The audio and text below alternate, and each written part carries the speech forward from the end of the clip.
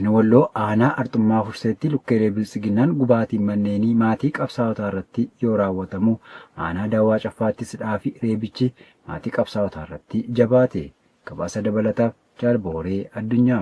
Kaaba Oromiyaa godina Walloo aanaa Arxummaa Furseetti gaafa 30/2025 bulchaan bilisiginnaa maqaan isaa Huseen Ahmed jedhamu milishoota PP of jala hiriirsuun ganda Duwwaa 5 yookiis Qurqura Innoo iddoo jedhamu deemee maatii qabsaa'otaa kan ta'an abbaa maatii fi qonnaan bulaa Usee Abbaa Gaalaa jedhamu jala mana tokko, Abduu Abbaa Gaalaa mana tokko, Aliyyi Abbaa Bulee mana tokkoo fi jaartii ganna 90 olii haadha Abduu jalaa walumaa galatti bulchaan PP kun gandichatti maqaa ilmaan keessantu bosona jira jedhuun midhaan nyaataa dabalatti mi'a mana keessaa tokko osoo hin baafatin ibidda itti shiduun gubee maatii kanneen jalaa barbadeessuun ifoomeera. Maatii qabsaa'otaatii fi sabboontota ilmaan Oromoo hidhuu, ajjeesuu, reebuu, saamuu, doorsuu fi manneen irratti gubanii mana ala taasisuun akka waan qabsoo bilisummaa Oromoo gufachiisutti kan amanan shiftoonni murna PP Koloneel Abiy Ahmediin hoogganaman gochoota gara jabeenyaa fi badii isaanii hawaasa nagaa irratti raawwachuu jabeessanii itti faniiru. Armeen ganna 90 olii abbootii warraa fi maatiin qonnaan bultootaa bulchaa sirnichaan manni isaanii jublaan jalaa gubatti kun addatti badii seeraa dalagan qabaataniif osoo hin taane bulchaan PP kun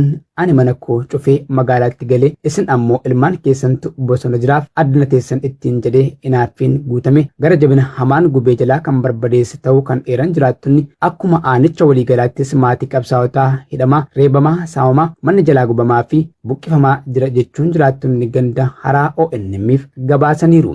Oduu hidhaatiin ammoo godinichuma aanaa Dawaa Caffaa magaalaa Qallootti milishonni PP fi gantoonni waliin ta'anii maatii qabsaa'otaa adamsanii qabuun ukkaamsanii manadhaatti guuraa kan jiran yoo ta'u 326/2025 magaalichuma irraa haadha maatii kan taate armee maqaan ishee Aaddee Mareemaa Adam jedhamtuu fi hawwan hedduu maqaa abbaa warraan keessan miseensa wabooti hanga isaan galanitti hidhaa irraa hin baatan jedhuun hidhaatti darbatanii milishonnii fi gantoonni dabaree itti wal jijjiiruun bifa dubbachuuf illee namatti hin tolleen hanga gabaasni kun qindaa'etti ibsanii uleen tumaa jiraachuun beekameera.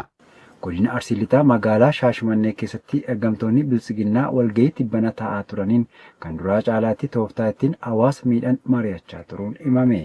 Jalwa Biyyaa dabalata qaba.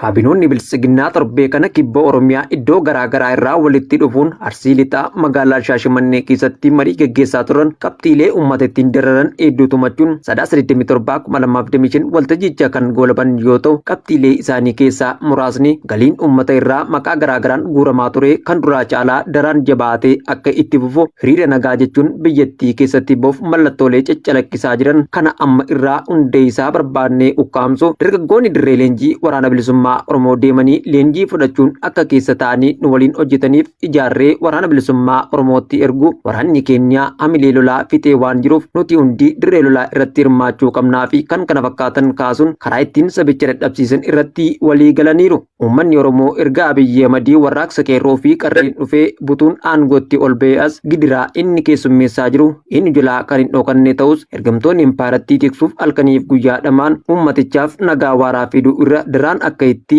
ummaticha dadhabsiisan karoora baasaa buluun ni beekama. Impaayera Itoophiyaa keessatti murni bilisiginnaa eegumsa gochuu dadhabuun dhibeen Maarbarg vaayirus babal'achaa jiraachuu ogeessonni fayyaa himan. Jaalkannaa sabaa dabalata qaba.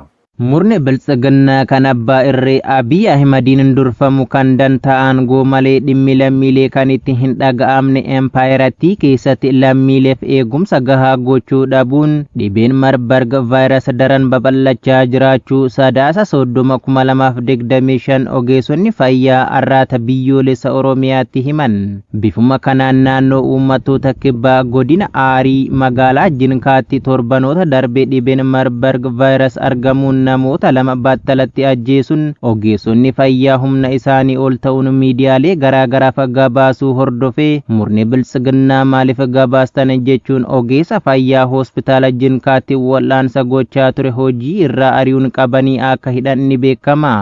haaluma kanaan gareen biltsiginnaa lubbuu lammiilee empaayerattiif bakka kennuu dhiisuun maal na dhibdeen guutame galii turiizimii lammiilee biyya alaa fi keessaa irraa argachuuf jecha lubbuu ilma namaa maallaqa caalchifachuun yoo xiqqaate hanga ammaatti namoonni 8 du'uu isaanii ministeerri fayyaa empaayeratti Dr. Maqdas Dhaabaa gabaasuun ammas dhibeen kun gara magaalaa fi naannolee adda addaatti murni biltsiginnaa eegumsa gahaa lammiileef taasisuu dhabuun mallattooleen dhibichaa daran babal'achaa akka jiru ogeessonni fayyaa ONM'if eeraniiru.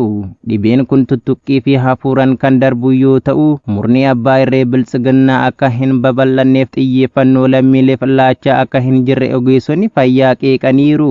Godina Bunnoo Beddellee aanaa Cawaaqaatti maqaa gibiraa fi kaffaltiiwwan birootiin saamichi jabaachuun himame.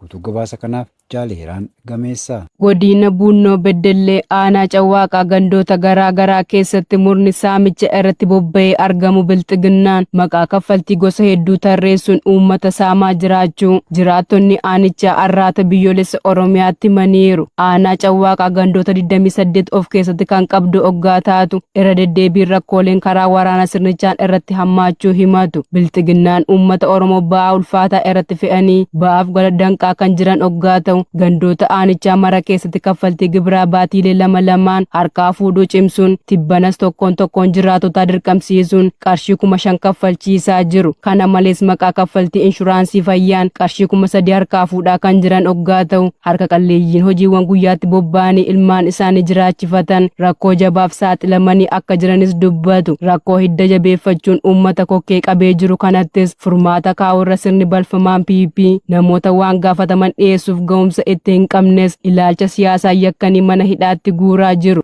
Waraanni bilisummaa Oromoo zoonii giddugala Oromiyaa lixa Shaggar aanaa Gindabarat ganda Sankoorrii jedhamu keessatti waraana impaayera mootummaa Itoophiyaa irratti tarkaanfii fudhateen injifannoo argate. Waraanni bilisummaa Oromoo zoonii giddugala Oromiyaa keessa socho'u murna biltsiginnaa maqaa sakattaan bobbaate irratti tarkaanfii fudhateen diina irraa hedduu du'aan madoo adabuun bakka irraa dhuftetti deebisee jira. Waraanni bilisummaa Oromoo zoonii giddugala Oromiyaa tarkaanfii kanaan diina irraa nama 6 du'aa yoo adabu nama 4 madoo gaggeessee jira. Gama meeshaatiin qawwee akamaa tokko hidhannoo guutuu waliin diina irraa hiikuun galii moonaa qabsoo bilisummaa Oromoo taasisee jira. Waraanni sirna impaaraa kun maqaa sakattaan aanaa Gindabarat magaalaa Kaachisii irraa gara ganda Sankoorrii jedhamutti bobbaatee turtee jedhan. Haaluma kanaan waraanni bilisummaa Oromoo zoonii giddugala Oromiyaa haxee itti hidhuun gonfoo salphinaa itti uwwisee gaggeesse. Tarkaanfii kanatti qeerroon bilisummaa Oromoo aanaa Gindabarat gammachuu qaban ibsachuun tarkaanfii kun itti fufuu qabaa dhaaman. Waraanni bilisummaa Oromoo gama isaatiin nuti hanga gabroofataa biyyaa baasnee ergamtoota diinaa irratti tarkaanfii fudhachuu cimsinee itti fufnaa jedhan. Injifannoon kan uummata Oromooti.